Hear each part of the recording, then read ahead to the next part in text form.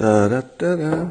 Hey, if anybody notices that I seem to be wearing the same outer shirt quite often, it's because I keep my office at just the right temperature that it would be too cold for a t-shirt, but too warm for a sweater. So this is my office shirt. All right, wow, we got a lot of people very quickly. So, have you all been following the news lately? Has there ever been a better week for this president, or maybe any president ever? This is the most insanely good week for a president maybe I've ever seen. The big problems like the Russia stuff just seems to be fizzling out. The headline yesterday and this morning is that the leader of South Korea is crediting President Trump with making North Korea flexible and beginning to talk. So if you remember his famous, I've got a bigger button tweet, and I felt like I was alone that week talking people off the ledge, trying to convince people that this is not only not crazy, but very useful and a lot safer than people thought it would be. Sure enough, it turns out it was useful. Apparently it was safe because they're talking instead of bombing. Now, obviously, North Korea would like to put a wedge between South Korea and the United States, and their strategy is very good. They seem to be doing that. But, the day is young, so their economy is still being squeezed, and they're going to have to get a lot more flexible before the United States comes around. Now let's talk about the Fire and Fury book. So I think it was last week that it was all the news, and the news was that Michael Wolff had interviewed people in the White House who said that the president was crazy, mentally incapable, and a big old baby. And the news just ran with that and ran with that and ran with that, even though at the same time they were debunking his credibility as being very low. But it didn't matter. It was a good story, and people were starting to believe what they were hearing. And so then yesterday we see the president counter that narrative in probably the most effective persuasion play maybe you'll ever see. One for the ages, really. So he lets the cameras into his DACA meeting. That's this big bipartisan meeting with senators. And he shows the world that he completely owns the room.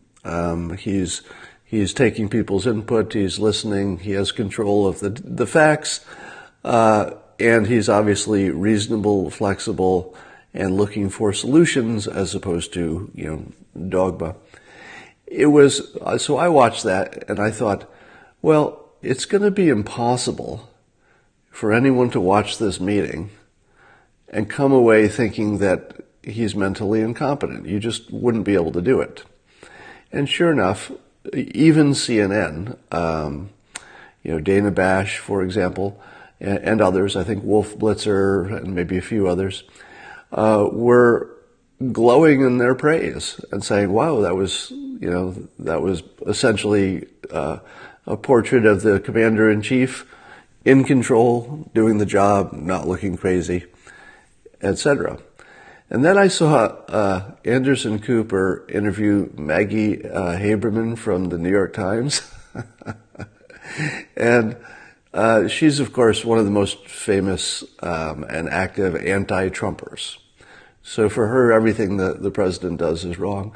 And she actually managed to watch that DACA meeting and went on national television and with a completely straight face said that meeting shows all the problems with the president, basically being nuts.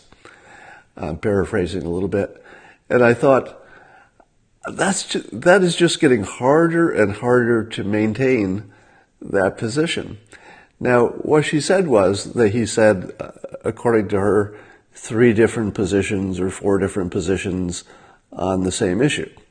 And one of the examples would be that he said, we have to get the wall in return for DACA, not just in return, but because they work together. You need to fortify the border, otherwise solving DACA doesn't solve anything because you just recreate the problem in the future. Or solving DACA doesn't solve everything because it would just recreate the problem in the future. And then he also said that he trusted the Congress and he would sign whatever they put in front of him. So Maggie Haberman's interpretation of that is that he said two completely different things. One, that he had to have the wall, and the other, that he would sign whatever they gave him. Now, how fucking stupid do you need to be to think that those are really different? Now, I should take that back. First of all, I shouldn't swear. My New Year's resolution is to do less of that. But clearly, the wall is important, and he's not going to sign something without it, and he knows that the Republicans in the room are not going to give it to him unless it's got the wall in it. So for her to go on national television and claim that these were incompatible statements was just mind-boggling. Now, it's all she has left, and she looks very unhappy when she's saying it. And it's got to be just embarrassing at this point. Was it Politico who did the roundup at the end of the year, and it mentioned one of my predictions as being one that didn't age well?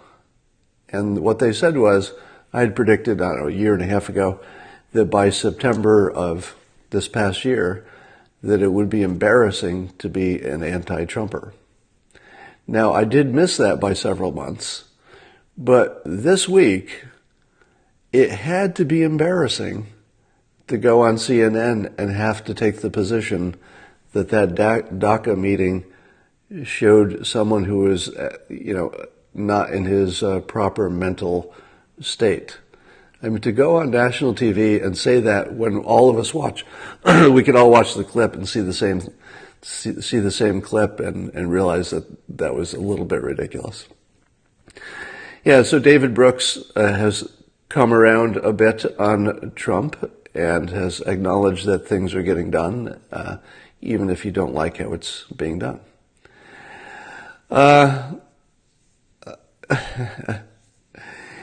So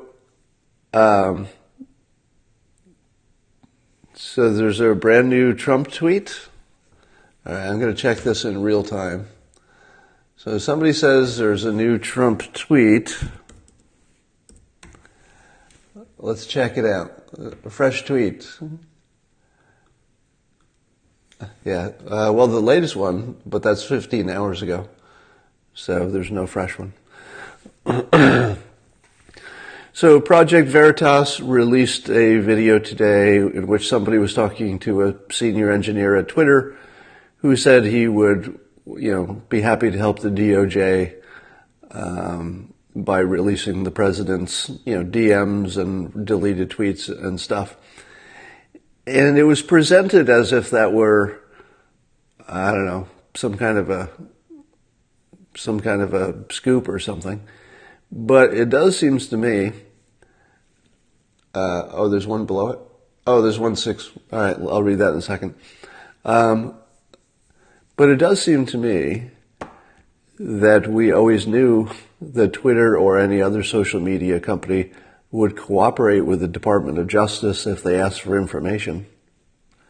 So to me, the Project Veritas undercover video of a Twitter engineer saying that, they would like to, he was obviously anti-Trump and was willing to do what he could to stop Trump, but what he said he would do was just cooperate with the Department of Justice.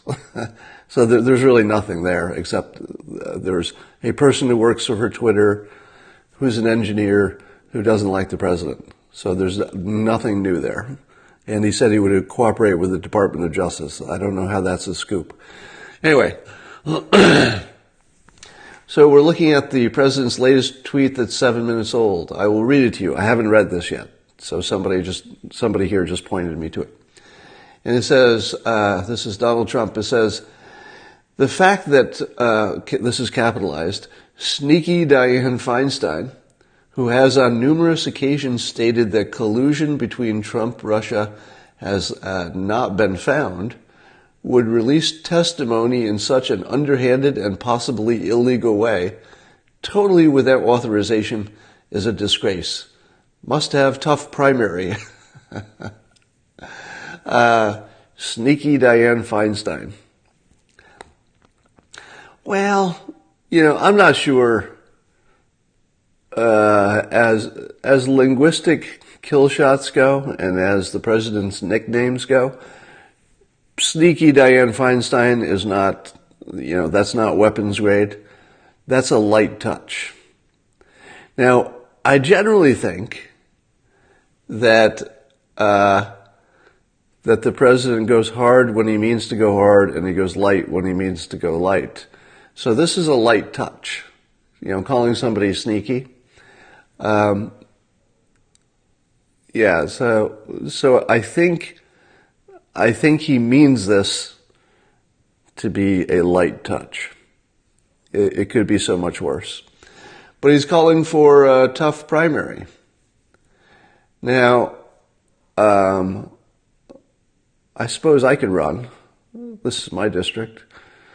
Do you think I could get elected if I ran against Dianne Feinstein?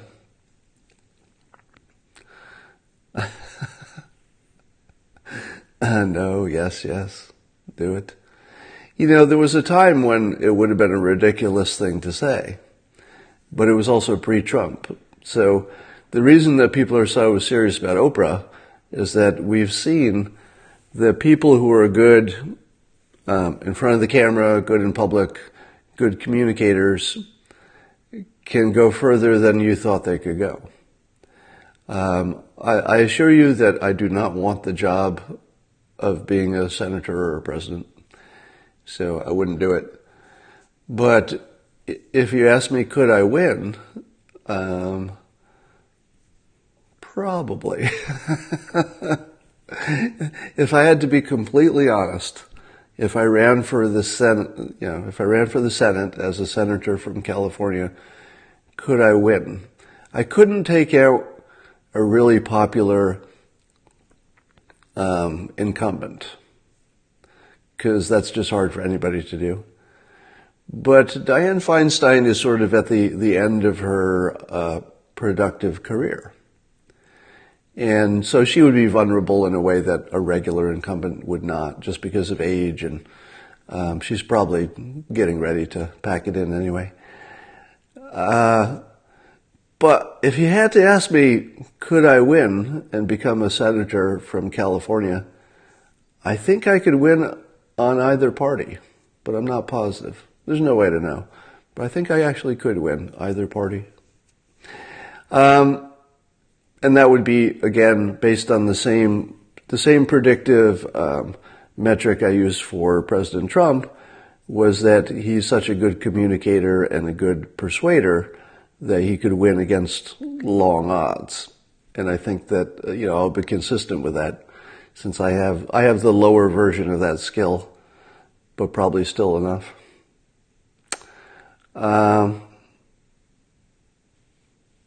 Could I turn California around? I don't know, California has so many big issues. That's a pretty big boat to turn around. I'm too Trump identified. I could change that in about a week if I wanted to, but I don't want to. So let's talk about the things that are going the president's way this week, which was my original point of this. Excuse me. Let me clear my throat. So I've been predicting that we might be entering what I call a golden age. And by golden age, my personal definition of it in this context is that an age when all the big things start going in the right direction. So if you look around and see that everything starts trending positive, that might be the beginning of a golden age. Now, I would argue that this week we're seeing everything trending positive, at least for the president. All right? So take a look at just some of the things that are trending positive just for the president. Now, before I do this, I see a call for a simultaneous sip, and I answer your call. Raise your cup, simultaneous sip. It's the best kind. You know it's more delicious when you simul-sip.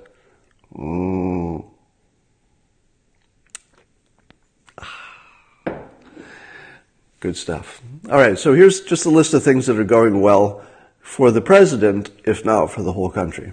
ISIS, going well. Economy, going well. Small business confidence, going well. And by the way, if you haven't seen my blog on that, I've suggested that small business confidence is presidential approval. Because the real presidential approval poll, where they just say, do you like the president? Do you approve of him?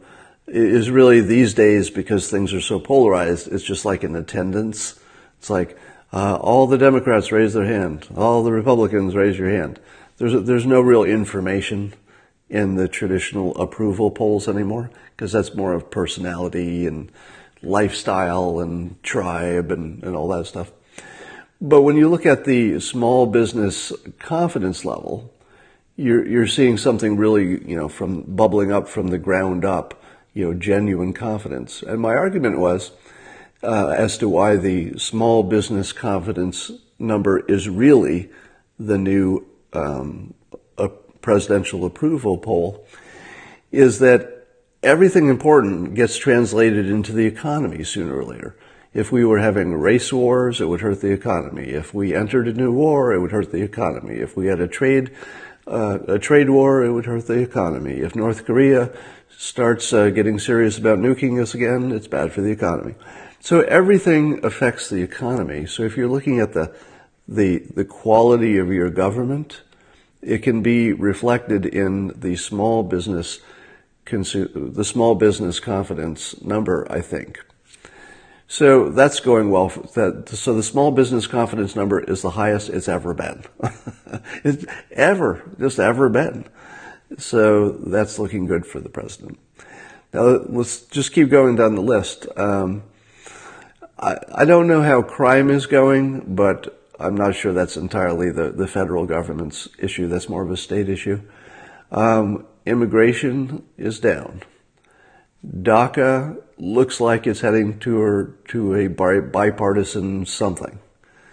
Healthcare has not been solved, but we've seen some regulations pushed out of the way, allowing people to, form associations that they couldn't form before. I think you're going to see some big things coming on healthcare, but that one's sort of a neutral right now. Have you noticed that the racial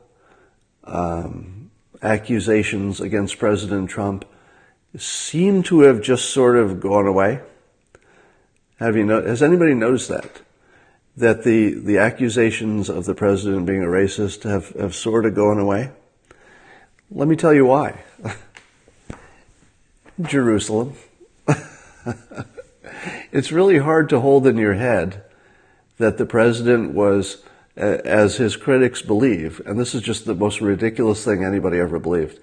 The critics believe that the president praised the white nationalists at Charlottesville. They believe that his statement when he said there were some fine people there, that he was actually talking about the racists. Clearly he was not, all right? And in fact, he very clearly disavowed the racists. He was wrong in thinking that there were some people there who were probably just Republicans who were not among the racists. Now, he could have done a lot better job of defending himself, but it's pretty ridiculous to imagine, let me put a finer point on this, it's pretty ridiculous to imagine that he said that the people who were literally chanting anti-Semitic, anti-Jewish slogans, it's pretty ridiculous to imagine that the president, whose daughter and grandkids and closest advisors in many cases are Jewish, that he was supporting the people who were literally marching and saying that, that Jews should be shipped back to Israel or whatever the fuck whatever the hell they were saying.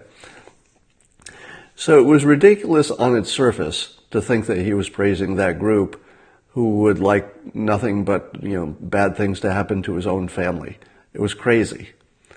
But I think they were still holding that. And you see this in articles all the time. The anti-Trumpers will write an article of all the good or bad things the president's done, and they like to throw in that Charlottesville thing, just like it's a fact. It's not a fact. It's a fake news, always was fake news.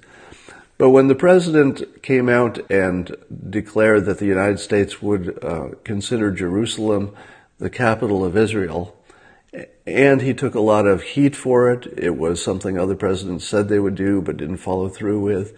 And then you see, Netanyahu love him. You see that they want to name a train station after him, possibly in Israel. And you see American Jews dancing in the street and praising Trump.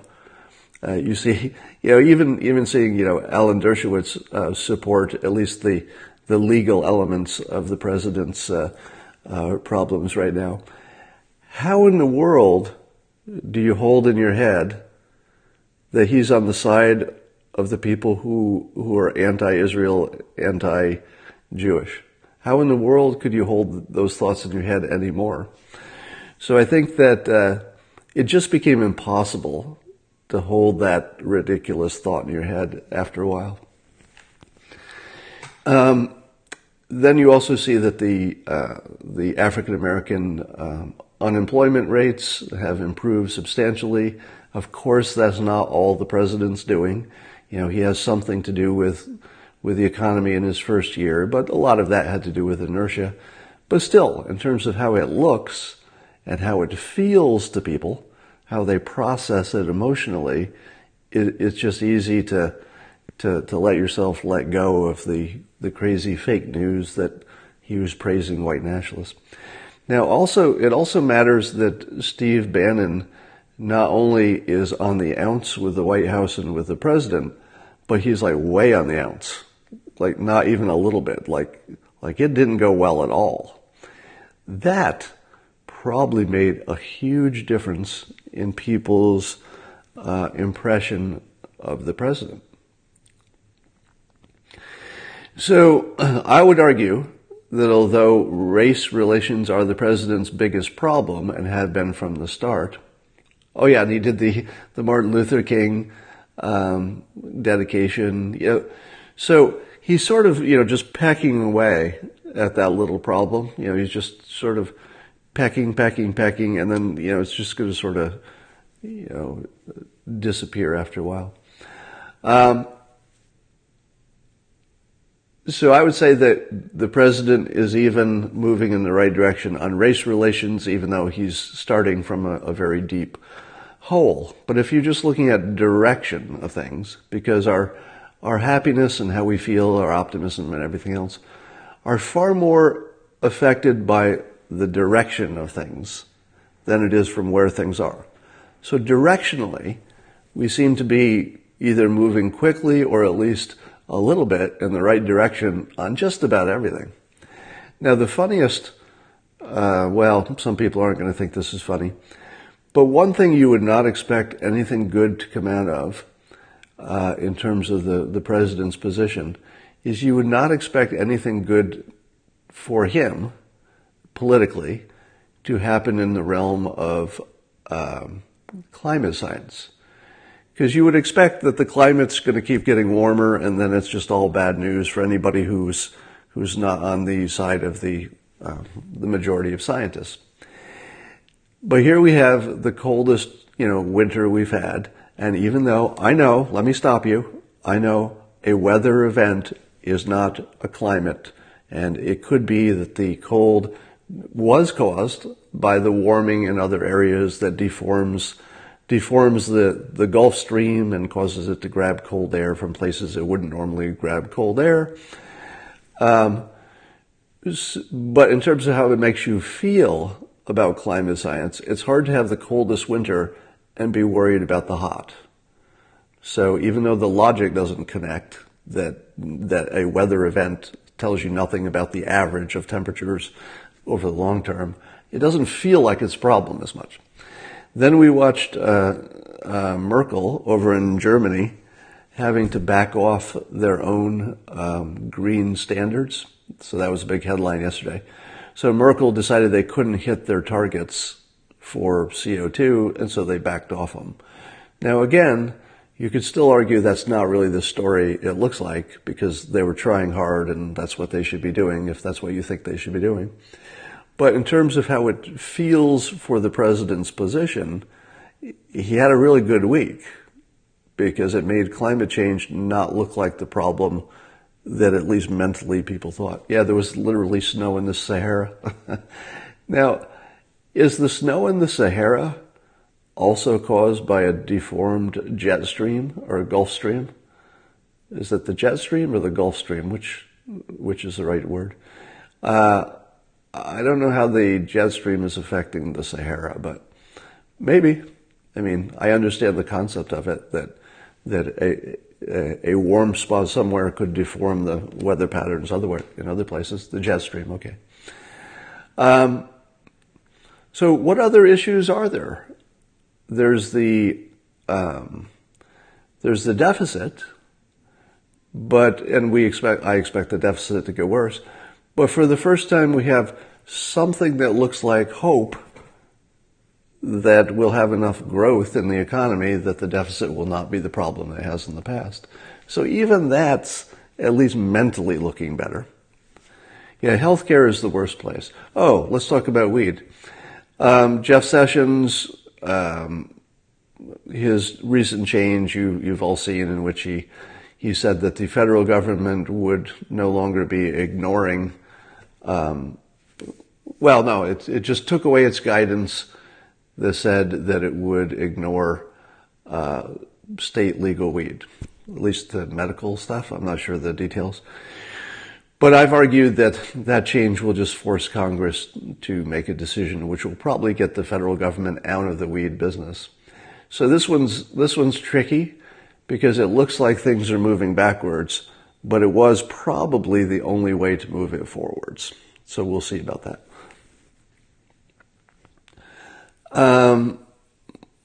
What other problems are there? We haven't had a major terror event in this country. That's good. So, and what about Iran? So Iran, so the president gets tough on Iran, and then suddenly you're seeing, that the people in Iran are probably emboldened to march in the streets. Now, do you remember my prediction about the Iranian protests? Does anybody remember what I said, how that would turn out? I ask you this just because it's important for my future credibility that you kind of pay attention to what predictions I make to see how often I'm right. Now, I'm not right all the time, and all I'm trying to do is to be right more than guessing, and maybe right more than other pundits. But what I said was that the Iranian protests would fizzle out. And I believe they have, right? That they wouldn't turn into anything.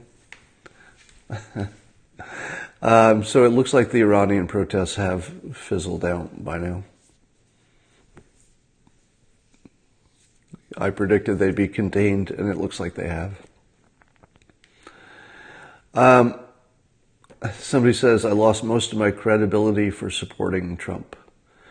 Well, you may have missed the first part of this Periscope when I mentioned that literally everything in the world is trending in the right direction, and that President Trump is probably a key factor in that. Did I lose my credibility by helping make the world a better place at great personal expense? I know I'm going to regret saying what I'm going to say next, because I know how it sounds. But in the interest of, full disclosure, meaning transparency, I'm going to say it anyway. When I decided to sacrifice my personal reputation and my future financial capacity by saying good things about President Trump's talent for persuasion, back starting in the campaign. My motivation obviously was not money, because I knew it was going to be expensive. It was obviously not reputation, because I knew that I would be called a Nazi, or something like it. And sure enough, all those things happen. So you have to ask yourself why I did it. Because if you've been watching me for a while, I'm putting in the work. I wrote a book, I do these periscopes every day. I'm blogging on it. And it doesn't pay. Let me tell you, I did get, obviously I got royalties for the book, but they don't come close to paying what I lost in other areas. And the reason is, and I've explained this a few times on Periscope, is that I think the perfect life arc is where you're born as a baby that's completely selfish. You learn through your life to be a little bit more giving. You're giving more to your family and your kids maybe when you're middle age. But by the time you reach my age, I'm 60, if you've done everything right, you've taken care of yourself and the people around you, you just naturally start looking outward for something that can help. Something that can help the larger tribe or state or country or world. And I felt that a President Trump with his specific skill set would bring the country, and by extension the world, something we had never seen before. And I was optimistic that it also would be really, really important. Yeah, so I basically decided to take an arrow in the back, actually lots of arrows in the back and a lot of them in the front, because I can. I'm at a place in my life where I can take that amount of heat and shrug it off, whereas most people can't. Most people either still need to, make an income for their family. They haven't made the money that they need yet. I have. Some people are maybe more concerned reputationally about what would happen to how people think about them. I'm kind of past that point in my life. So given the choice of doing something that would be, in my best opinion, my most honest, best opinion, that having a President Trump with his specific set of skills would be one of the best things that had ever happened to the country. Now, you can never know if you're right? So certainty is not something that anybody can ever achieve. But it seemed so likely to me, based on my very specific window into his skill set, that I thought was unique, and I think it is, I still think that. It seemed to me that this was one of the best opportunities this country's ever seen. And if we missed it because we didn't recognize it, it would be just a huge loss. Potentially. One never knows the future, right? But it seemed that way to me. And so I decided to jump in with both feet because this seemed like a fight that was worth winning. And it was sort of worth the risk. Not sort of worth the risk. It was clearly worth the risk.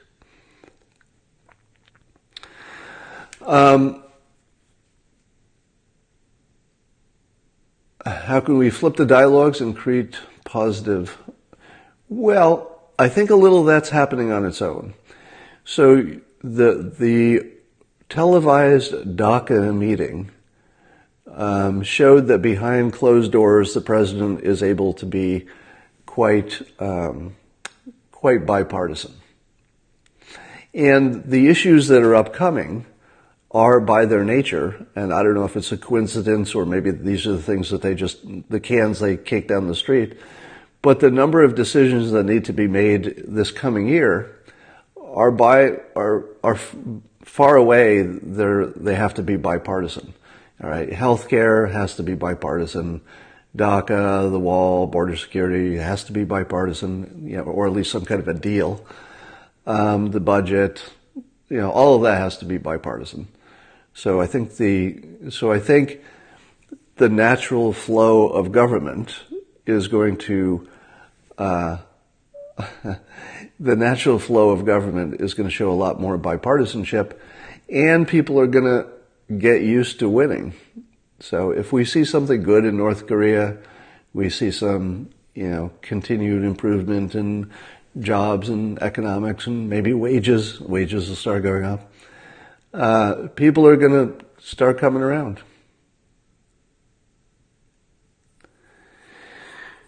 So you're somebody saying they'd like to see me on TV every day with a larger audience and not just Periscope. Let me tell you my thinking on that. It would not surprise you that if I wanted to have my own show or have a bigger audience and be more professional about this, that I could certainly make that happen. It would be fairly easy. All I'd have to do is pitch it, and I could probably get on some show somewhere. But there is something about this medium that can't be duplicated. And I spent a lot of time thinking about why that is. And I have some, some guesses, I guess, but there's something about the rawness of this and the transparency of it, because you get to actually see me thinking in real time. All right. So there are a lot of things that you ask me about or you challenge me about, and you actually see the thought process unfolding. You also see it fresh.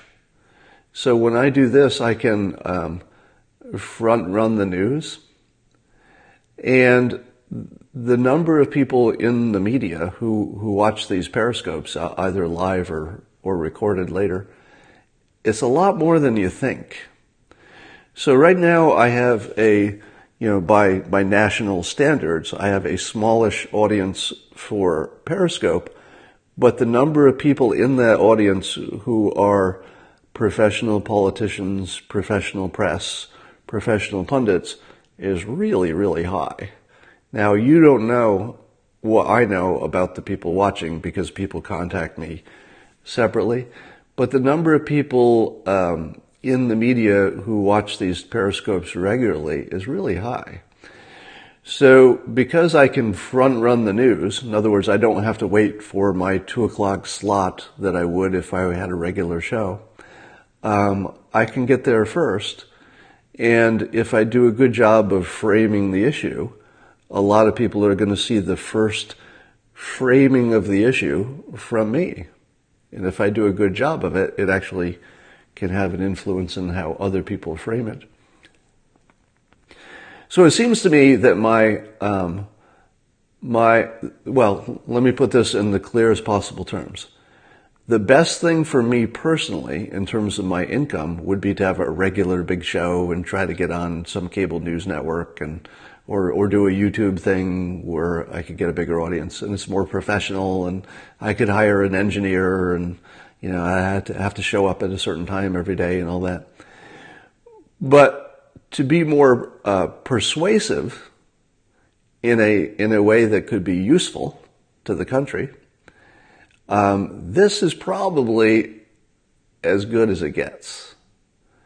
This is one of those weird little surprises of social media, that this little periscope that we do here can have a ripple effect on the very nature of how we think of our world and how we manage it. All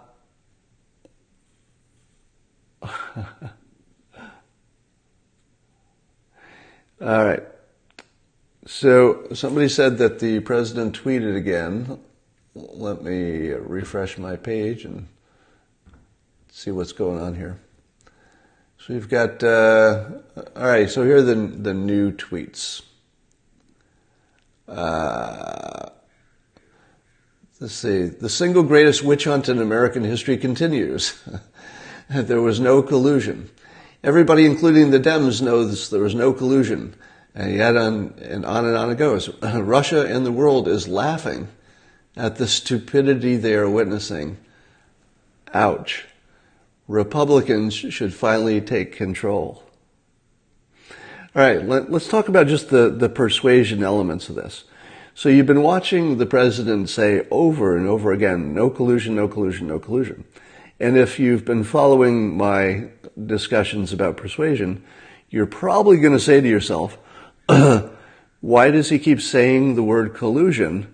Because even if you put the no in front of it, it sounds like making people think of collusion.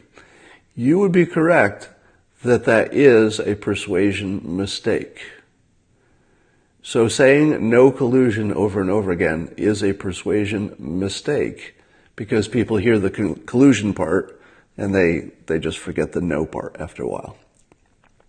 But here's the problem. It's a mistake you can't avoid in this case because there's no opposite of collusion. In other words, there's no word that people recognize as collusion's opposite. So let me put this in context. You would never want to repeat endlessly, I'm not dumb.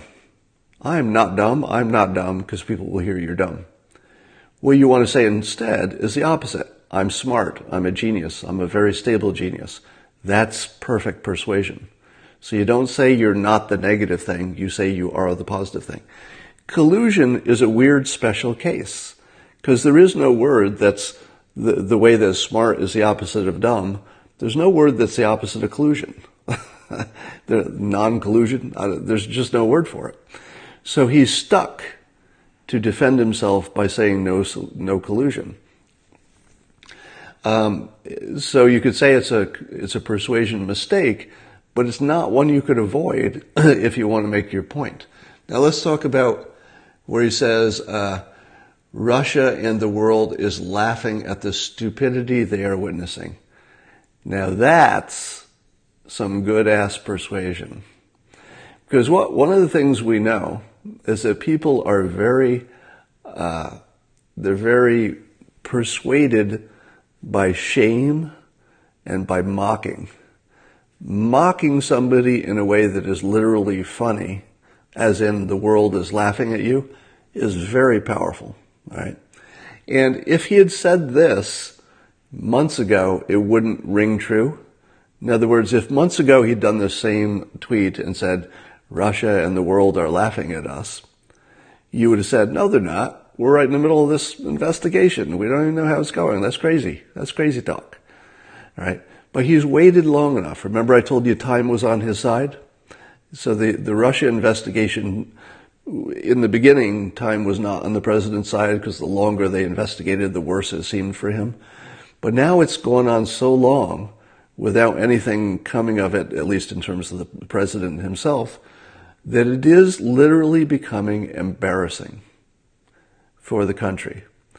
And when the president says that Russia is laughing, I don't think that's figurative speech. My best guess is that if you were like in the room with Putin and his generals, when, or his top people, I say this with no trace of hyperbole. I'm pretty sure that Putin is actually literally laughing about how long this Russian investigation is going on and finding nothing because there's nothing to be found. I think they are actually literally laughing. And if you can imagine it, can't you put yourself in the room? Like you imagine Putin in the room and it's sort of this Russian looking room and he's there with his generals and they're looking at the headlines or, they're following the news in the United States because I'm sure they do. And they're probably thinking, oh my God, we are so in their heads that they think this collusion thing is real. And then they drink some vodka and they laugh. And they just laugh at how dumb we are. So the president is using some good persuasion here when he says that Russia is laughing at us. Because when you hear that, you say to yourself, yeah, I think they are. I think they are actually literally laughing at us. It's just not, lots of times the president uses, hyperbole. Sometimes he doesn't pass the fact checking.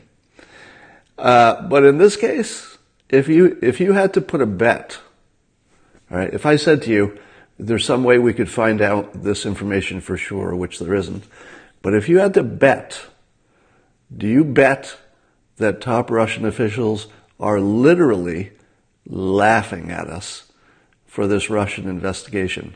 Would you bet against that? You'd bet they are, right? If you had to put your own money on it, wouldn't you bet? Some people saying no. Really? Some people saying no, that they're not laughing at us?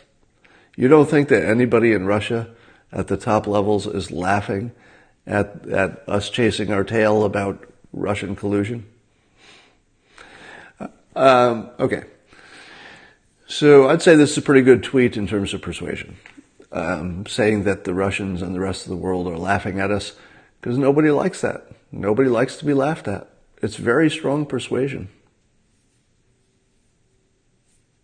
Even Chomsky has pointed out that the world is laughing at us about that. I'd love to see a link to that, because that would be an interesting opinion from Chomsky.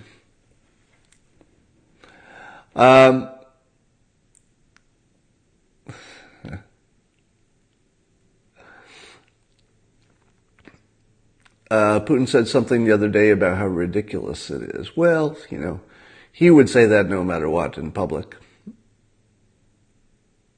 Putin is on video laughing. Yeah. Play the new Project Veritas video. No, the Project Veritas video, I think, is lacking in bite. So I'm going to ignore that. All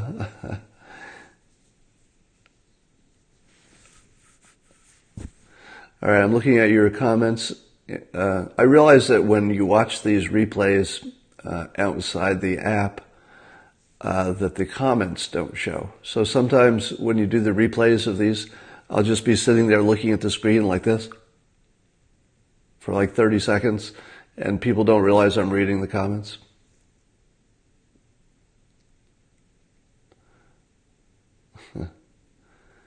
Persuasion of Q. You mean QAnon? I don't really follow that. Yeah, so one of the things I often say is that as an artist, and I'm only barely an artist, but I play an artist for my job, I tend to pay attention to the blank space, the empty space, the thing that didn't happen. So while everybody's looking at the thing that is happening, I reflexively, and I think part of this is art training, is that I tend to look for the stuff that didn't happen that should have happened, because that tells you a lot too. What happened to Antifa? Has anybody heard of Antifa lately? Antifa? What the heck happened to them? What happened to Black Lives Matter? Where's Black Lives Matter? Did they just disappear? Right? Antifa just sort of disappeared. Black Lives Matter, when have you heard from them? The last time you heard from them was probably from me, right? So that's a big change. Funding depleted. I don't know. Is it a funding issue? I'm not sure that it is.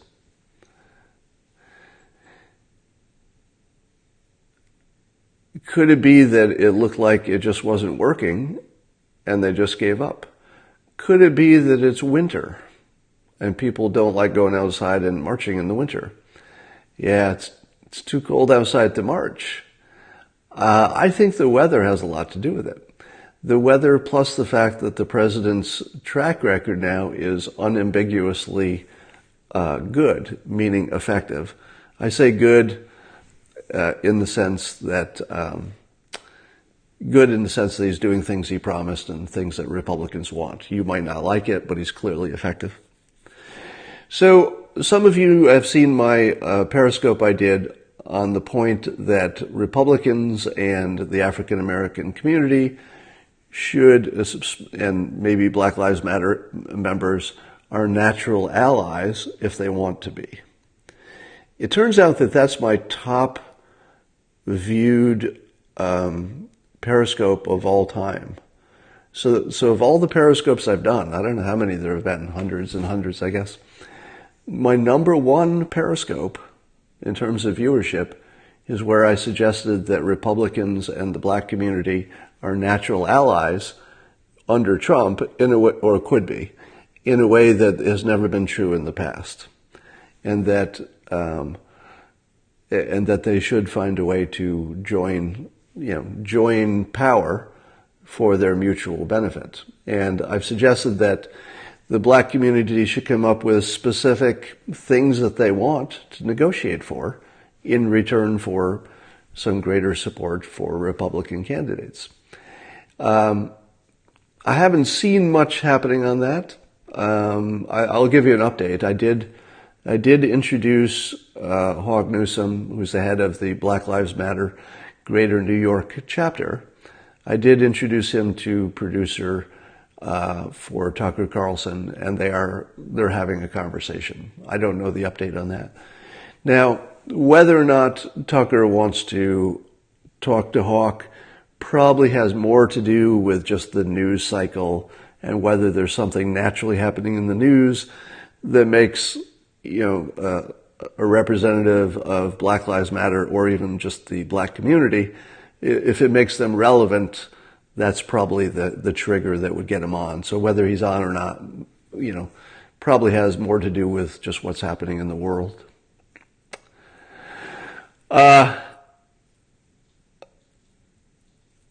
By the way, I will be on Smerconish on Saturday morning. So Michael Smerconish has invited me back on. And we'll see how that goes.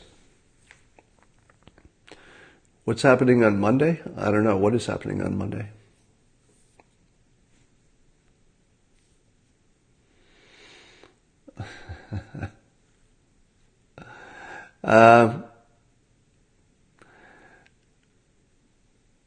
Get back on Joe Rogan. Well, it's not up to me whether I appear on Joe Rogan's show, but I would go back in a heartbeat just because I like Joe and I enjoyed very much being on the show. What will happen at the Super Bowl? By the way, has anybody done the final analysis of the kneeling teams in the NFL and whether they were more or less likely to make it to the playoffs? Do we have a final opinion on that?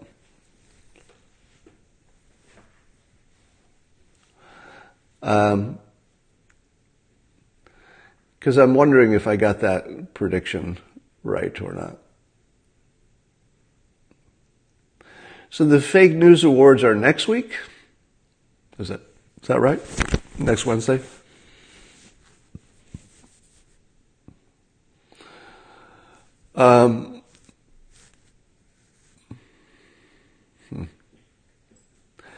Yeah, so Anthony Scaramucci mentioned my book, Win Bigly, last night on Chris Cuomo's new show. What is the name of the show? Cuomo Live, maybe? I'm not sure the name of the show. But that was I appreciate that mention. If you're watching, Anthony, thank you. Oh, it's MLK Day, so Black Lives Matter might be active? Possibly.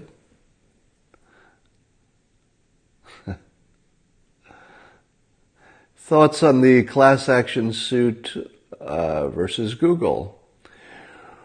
Well, I've talked about that before. We'll just have to see what the evidence is. I'm interested in that. It's not the most important thing happening in the world, but I'm curious how that's all going to turn out.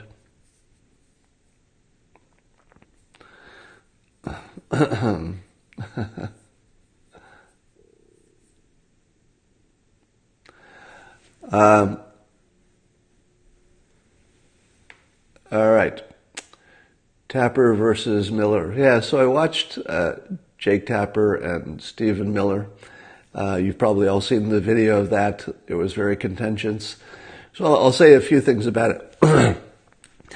I thought that Jake was going to cut him off sooner because, Stephen Miller was sort of talking over Jake and just talking about what he wanted to talk about instead of directly asking him the questions.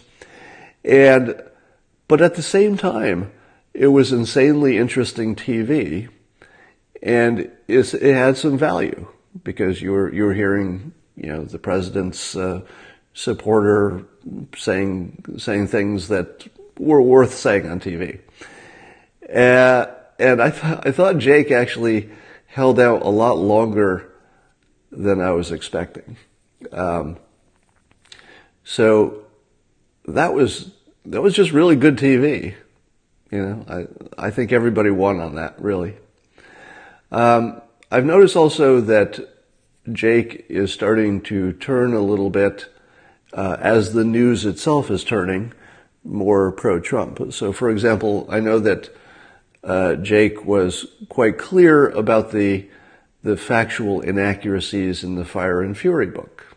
So that was always appreciated. I saw this morning that he retweeted the leader of South Korea saying that President Trump was responsible for North Korea's flexibility and talking. So we're seeing, I think we're seeing some objectivity. We're just saying objectivity, which is just good.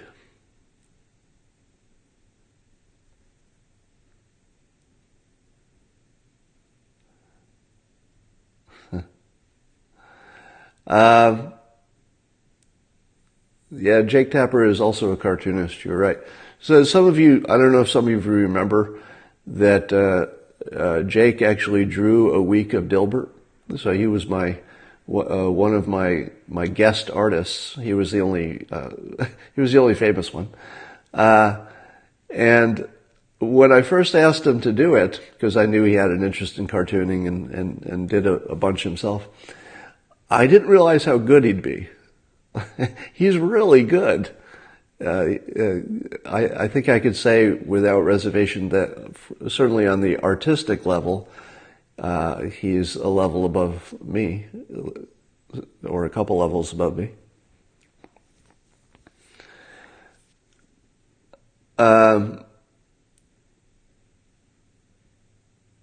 Yeah. Yeah, so somebody was mentioning the quote from Dana Bash that the president is being the president we all hoped he could be. That is quite a turnaround. Oh, I do love that the president is calling whatever they do with DACA a bill of love. I do like that. Now, I thought that the bill of love was Bill Clinton, but apparently there's more than one bill of love.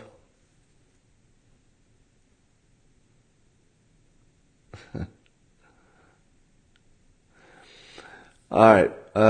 Somebody's saying Jake is an activist mentioned I think all that news about wasn't in the WikiLeaks, the emails, something about somebody was negotiating about what questions Jake would ask one of their candidates, something like that. What most people watching this don't know is that's ordinary business. So when you are, let's say, a politician or somebody like me, and you're gonna go on CNN or you're going to go on Fox News, it doesn't matter where, going on cable TV, the normal way of things is that the producer will contact you and say, we're thinking of asking these questions. Is there anything else we should ask? And then you say, yeah, you should also ask this because I have a good answer for that.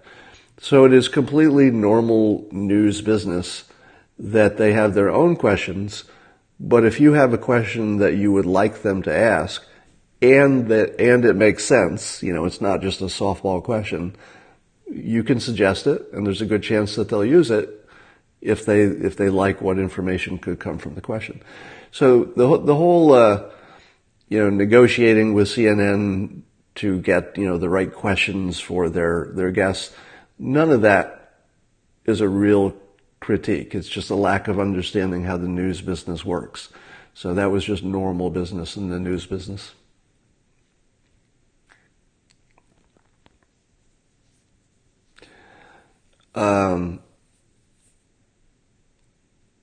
What do I think about QAnon? I don't follow it, so I don't have an opinion.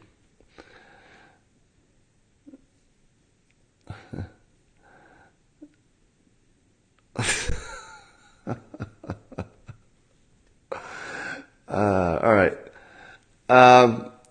Trump versus who in 2020? Well, so apparently President Trump is making noise about running in 2020. And maybe he will. But I don't think that people make decisions now for something 3 years from now in this case. I think it just depends how things go. And I've said before that under the condition that the president has an amazing 4 years, somebody who is also a brand manager expert might consider getting out on top, right? Because the normal pendulum of things is that you have, if we were lucky enough to have 4 amazingly good years, it would be really unusual to have 4 more right after it, okay? So my assumption is if the president gets a lot of stuff done, but there's just some stuff that he just feels needs to be finished, that he might run again. But if he really has an amazing 4 years and there isn't much that needs to be tweaked, things are just moving in the right direction, might be better to go out on top. I don't think Oprah's going to run.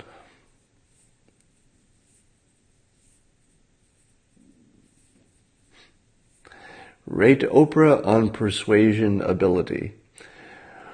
Well, Oprah can be misleading because when Oprah is in her lane, meaning she's talking about the things that Oprah talks about, she's talking about, togetherness and, optimism and good feelings and how to do the right thing and, how to be happy, how to lose weight and all those things. So when she's in her lane, she's very persuasive. That's why she had a gigantic success with her show and her magazine and her TV channel and everything else. So she's smart, she's engaging, she's charismatic. She certainly knows how to communicate better than just about anybody in the world. But she doesn't use, or at least I haven't noticed, a lot of the classic persuasion methods that you'd expect from someone who has training in persuasion. She's charismatic and an amazing communicator, but that can be a little bit separate from being persuasive. I suspect that if you get her out of her lane and she has to talk about, terrorism and economics and things she doesn't normally talk about, that my expectation is that her persuasiveness would go from here to here almost instantly, the moment she got out of her lane. So when she gave her speech at the Golden Globes, she was right in the middle of Oprah lane. I mean, she was Oprah-ing in an Oprah-ing way, in the most Oprah place, while everybody was watching her Oprah. All right, it was as Oprah as you could be. It was a great topic, great moment. Everything was perfect for an Oprah. Now imagine she has to answer questions about the budget and economics and fighting ISIS. Now she's completely outside of the Oprah lane. How does she look? I think it's not a good picture, and I think she's also smart enough to know it. So when I say that she won't run, it's a compliment because I think she's very smart and she knows that it wouldn't turn out well.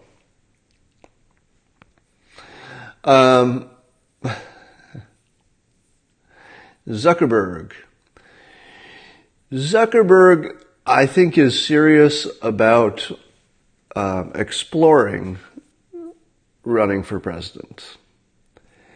He unfortunately has a complete lack of charisma. And I don't know if that's fixable. And he's also more of a logic-based person.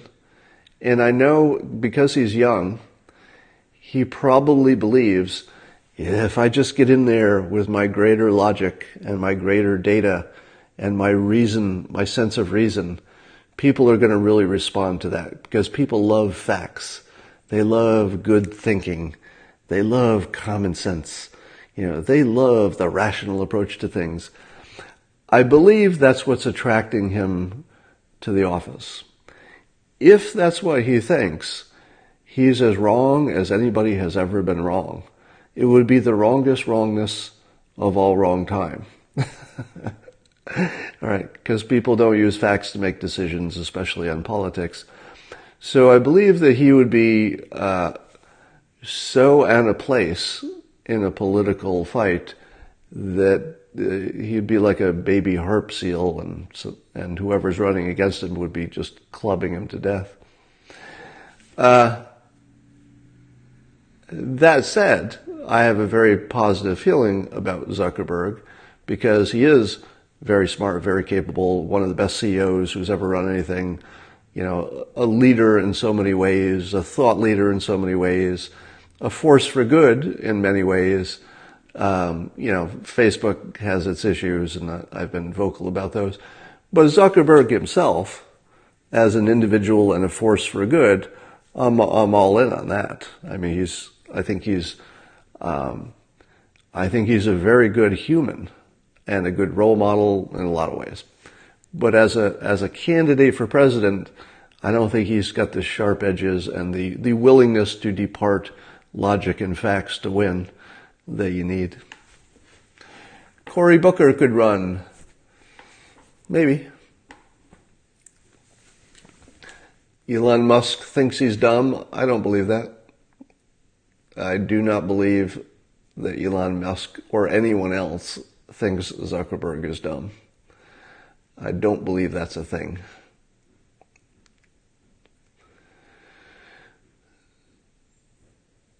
All right.